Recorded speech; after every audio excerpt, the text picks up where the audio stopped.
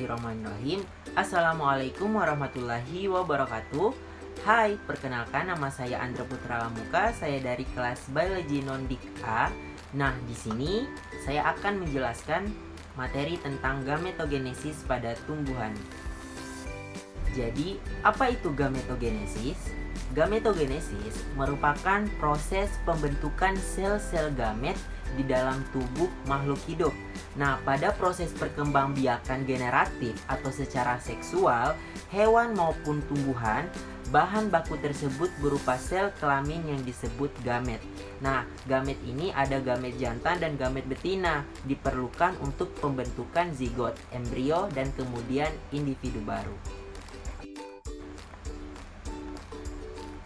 Adapun topik pembahasan yang kita akan bahas pada kali ini adalah mikrosporogenesis dan megasporogenesis.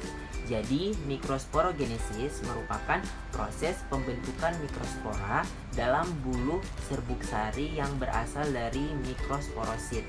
Sedangkan megasporogenesis ini merupakan proses pembentukan megaspora dalam ovum atau ovarium yang berasal dari megasporosit. Pertama, mikrosporogenesis. Jadi ini merupakan pembentukan mikrospora atau pembentukan gamet jantan. Jadi pada bunga di sini ada gambar bunga di mana alat yang menghasilkan gamet jantan itu adalah benang sari. Di mana benang sari ini terdiri atas tangkai dan juga kepala sari.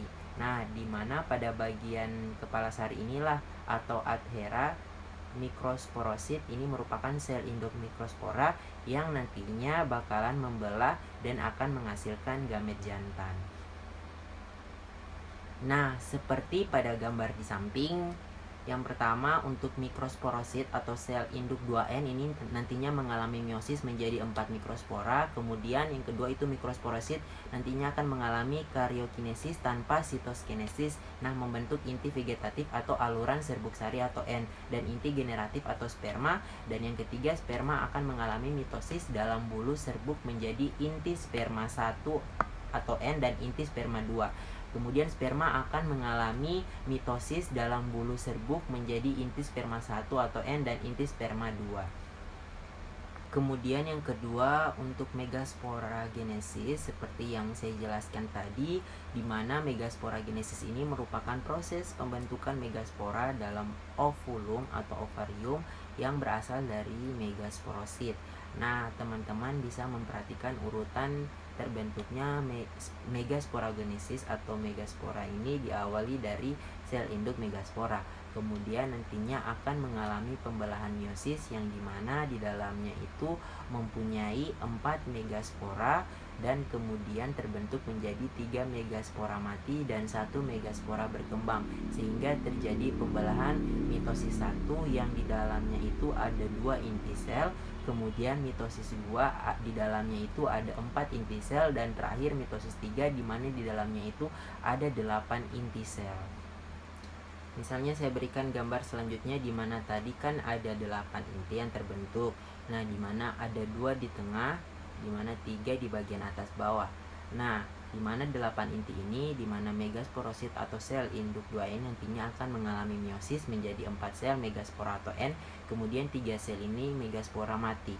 Kemudian untuk sel megaspora yang tersisa mengalami 3 kali karyokinesis tanpa sitokinesis menjadi sel kandung lembaga yang mengandung depan inti.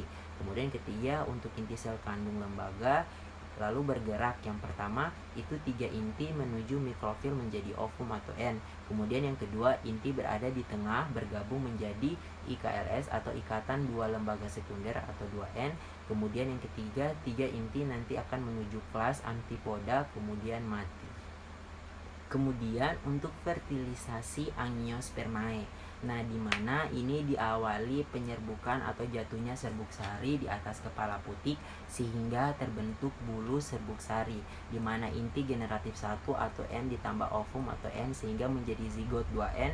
Kemudian inti generatif 2N tambah inti kandung lembaga sekunder atau 2N nantinya akan menjadi endosperm 3N. Nah, kesimpulannya di sini adalah terjadi 2 kali pembuahan, makanya disebut sebagai pembuahan ganda. Baik, itulah paparan materi tentang gametogenesis pada tumbuhan.